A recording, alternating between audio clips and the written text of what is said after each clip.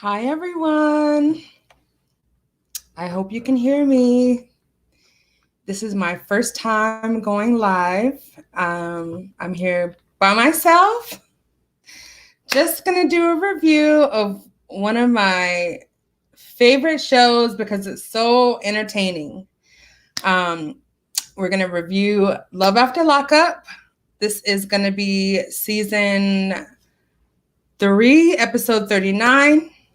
And it's called Third Time is a Charm. Well, I don't know if that is true for these couples, but they will surely find out. So, welcome, everyone. Right now, I'm just talking to myself. There's no one here on the live, but that's all right. This is strictly for entertainment purposes only. This is something I'm doing just for fun. So, let's go ahead and get started. So there are, 1, 2, 3, 4, 5, 6 couples. Last night's episode showed Rachel and Doug, Courtney and Josh, Lord have mercy, Anissa and Jeff, Lisa and Stan, Nicole and Deontay, Lord Jesus, help them, God. And then the one couple that wasn't on last night's episode was Brittany and Ray. I was really hoping to see them because last week's episode, Ray kind of got deep in some of his family trauma. And I really wanted to see how Brittany was going to kind of respond to that. But they didn't show Brittany and Ray. So hopefully next week's episode, they definitely get some airtime. But let's get into it. So first we see, now I don't know if I'm going to go in order as they were shown on the show. But we did get to see, sorry, my ears itching. We did get to see 2 other, I guess, spin-offs from Love After Lockup. So Life in Between is going to have Shane and Lacey and John and Jessica and Maurice for sure. I think Moccasin John and Christiana will also be on that show. But then there's also Life Goes On. Now, I don't remember who's going to be on that spinoff, but I definitely will be viewing. I don't know if I'll be doing reviews, but I'll definitely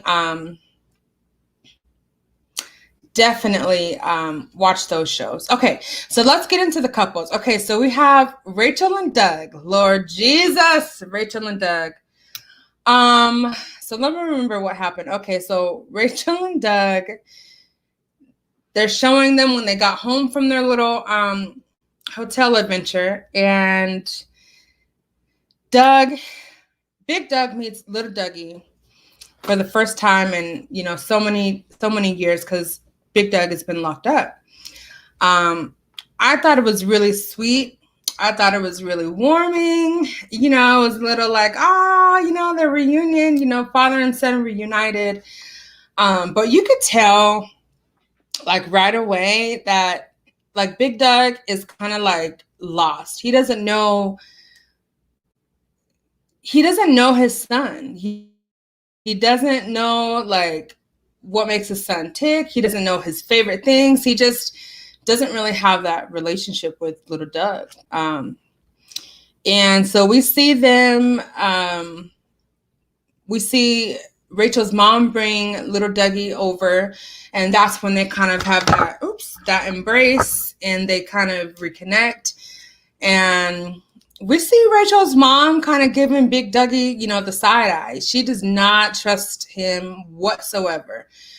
And why should she? He seems though like very charming almost, like he knows the right things to say, but he doesn't seem to know how to have serious conversations. Even when Doug and little Doug and Rachel were out to dinner.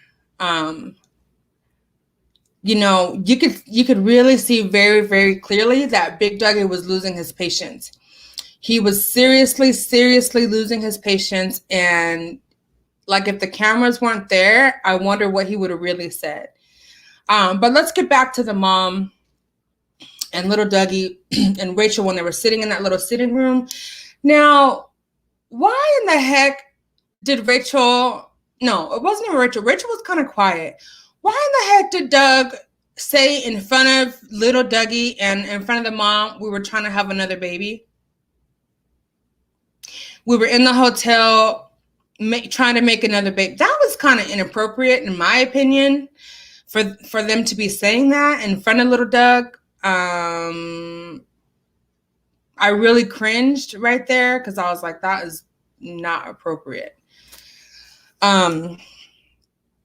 But we go on to see them having a conversation. And like I said, Rachel's mom was she was really not feeling Big Doug at all. You could really tell. She was really concerned. And I noticed that Rachel was kind of quiet. She really didn't have much to say. I don't know if she was like intimidated, or she was just like, feeling, all her feelings or whatever about Big Doug being home. Who knows? But she was kind of quiet. But we saw them at a restaurant. I guess they went out for breakfast. And wow, you could really see little Doug really trying to test his dad's patience. And kids will do that. Kids will test your patience. They will see how much they can get away with. They will say things to see what kind of reaction they can get out of you. And we saw little Dougie doing exactly that. And at first, Big Dougie was kind of like taking it as a joke, but then he really kind of started losing his patience. But what did you guys think when little Dougie was like, "Cut my steak," and what was he saying?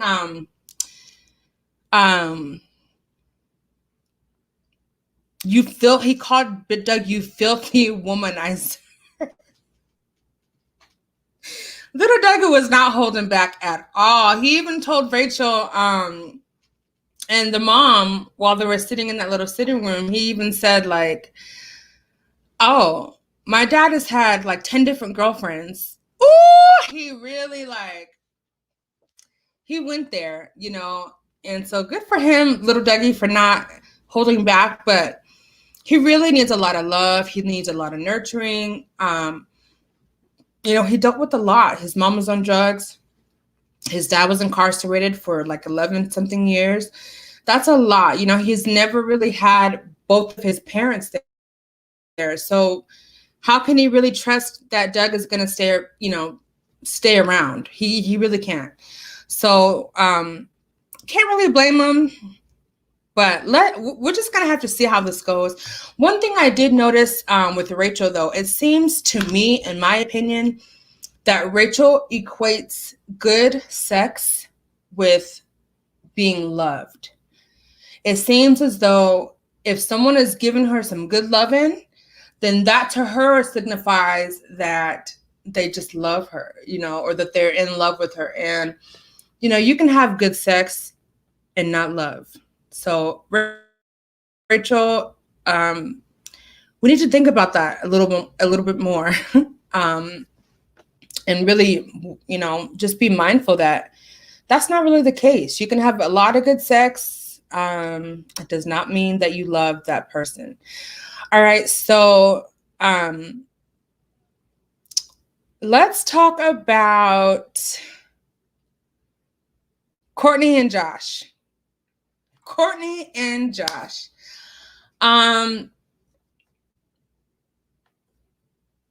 I just feel like Courtney's breath stinks. I just feel like Courtney and Josh's their breath stinks. I just feel like every time they show their house, like, they have so many dogs. I can't even keep count. They have big, huge dogs, and they just, they're all over the furniture, and just, I don't know. I have a different opinion on that. Like, I have two little dogs. One is looking at me right now. And I love them so much, but they're little, and I don't let them on every single surface of my couch. There's one spot that's on a blanket that they're allowed to sit on. But that's neither here nor there. Let's get back to the topic at hand. Courtney and Josh. So we see Courtney, giving Josh the phone. They're talking about Mama Rose, which I think she's so sweet. And I just think that, Josh hurt her a lot with that letter. Whatever he said in that letter, taking all his anger out on her, that really hurt her. And so I was kind of glad to see that Mama Rose was at least willing to talk to him and at least willing to see him. But I feel like I almost called him Doug. His name is Josh. I feel like Josh has a long road to mending this relationship. But I was glad to see that at least he has one other person in his life that he loves, that loves him, besides Courtney. And I'm really interested to see what's going to happen. Because,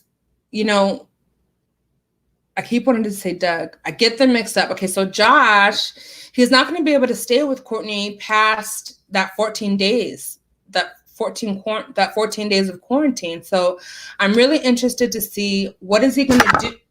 Keep hitting this microphone. Oops. What is he going to do? Where is he going to go? If his parole officer says that he can't stay with Courtney, that is something I really want to see. But we didn't really see too much of them besides him talking to Mama Rose. He apologized.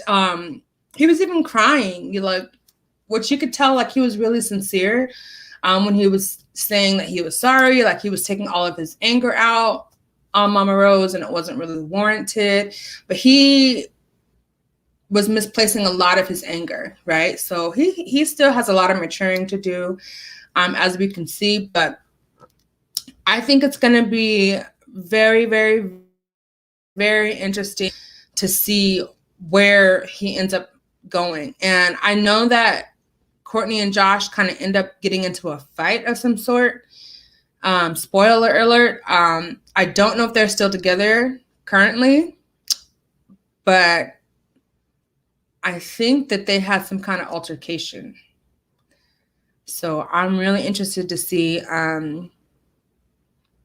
what goes on there. And another thing that we did see with Josh, which I thought was really, really, really sad, is that apparently he was taken away from his mom, his biological mom.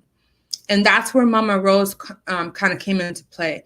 When he was still having visitations with his biological dad, they mentioned that his dad at 5 years old was giving him beer during their supervised visitations, or during their visitations. I don't know if it was supervised, back in those days. But that's just, it just kind of tells you what kind of family, what's his name? Josh comes from. That his dad was giving him beer when he was only 5 years old. That to me was just really, really sad. But we'll see kind of how this whole thing plays out as more episodes air. So the next couple I want to talk about is Anissa and Jeff.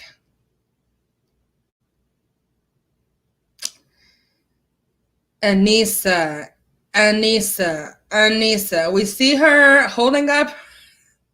Oh, Anissa, Jeff, and Kyle. Okay, because Kyle is the tag-along king. He's just got to be there. I thought it was really weird that he was just tagging along. I think he does have a thing for Anissa, but we'll just let that be. But Anissa and Jeff. So we see Anissa holding up her sign. That says, "Welcome home, Jeff." okay? Holding up her sign at the little bus stop, okay? I'm not going to say nothing about that little sign, but well, I already did, but I thought it was hilarious. It looked like something that belongs in like a transitional kinder classroom or something like that. But so she's holding up her sign. You know, they show the bus pulling up, and they show everyone getting off the bus, and they make it seem like he didn't show up. So I was like, oh my God, my heart sank for her, because I was like, this is now the third time that he stood you up. The third time. But what happened was he fell asleep on the bus. Someone had to wake him up, and they took him around to the back of the bus stop. So lo and behold, he was there. But here's the thing about Jeff. Jeff admits to using Lisa for her money. Jeff admits that Lisa gave him like thousands of dollars, thousands of dollars. And he spent the bulk of that money on drugs.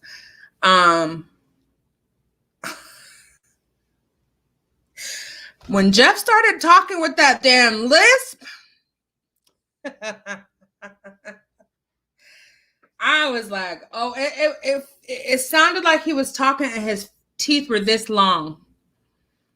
It sounded like when he was talking, like his teeth were this long. Like, ooh, I don't know if that happened from the drugs. I don't know. But this man ends up showing up, talking with his lisp. Let me stop before I start talking with the lisp. And Anissa's just as happy as she can be.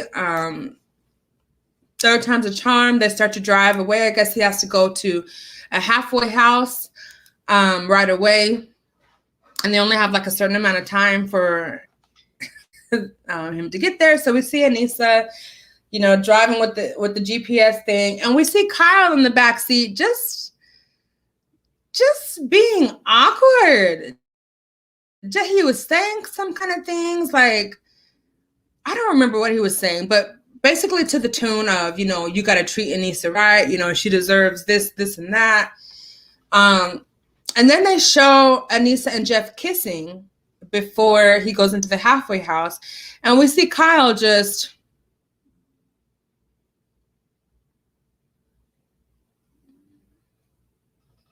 I thought it was real awkward. He was just staring, like, seemed a little envious to me, seemed a little jealous to me, seemed a little bit like he wanted some of that action.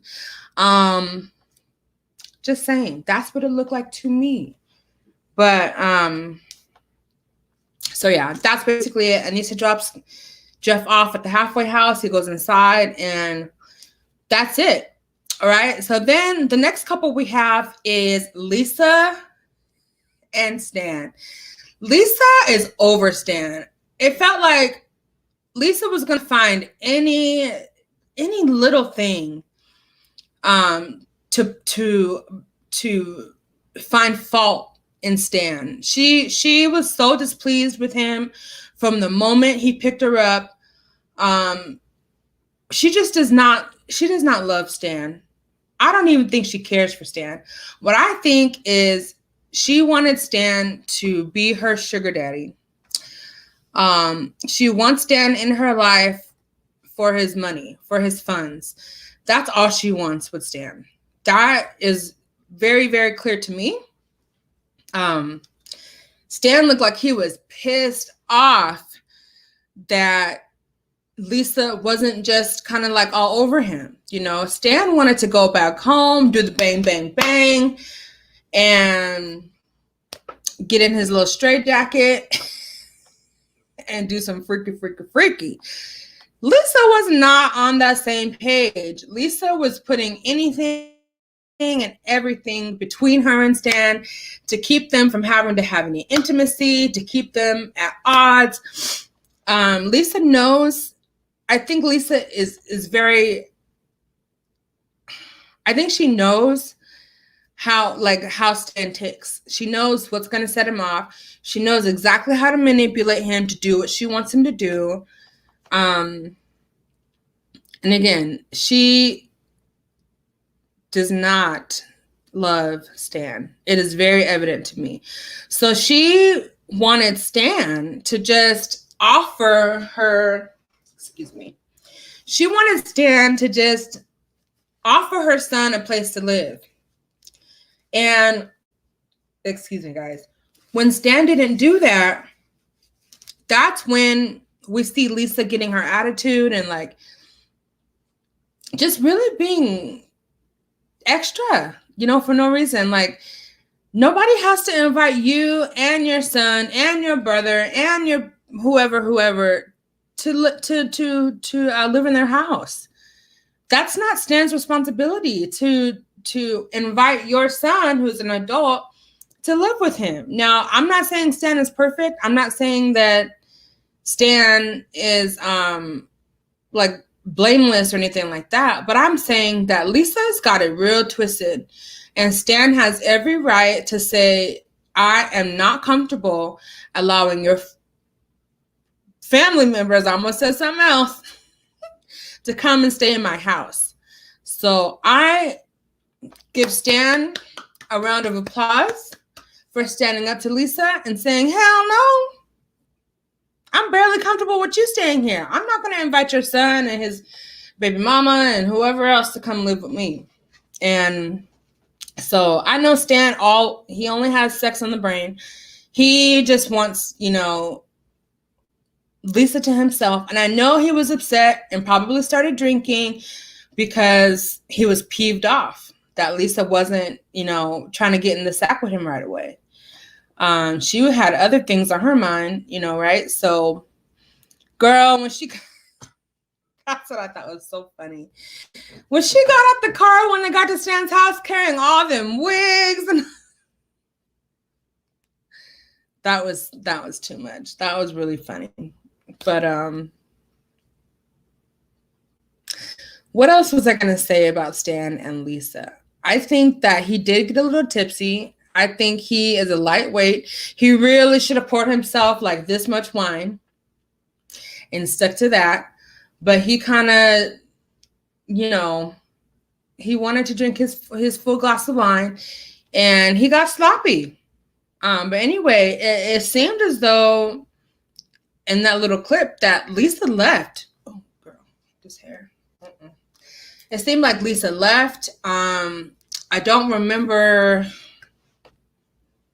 I think that was the end. I think they showed Stan pissed off because he didn't get no sex.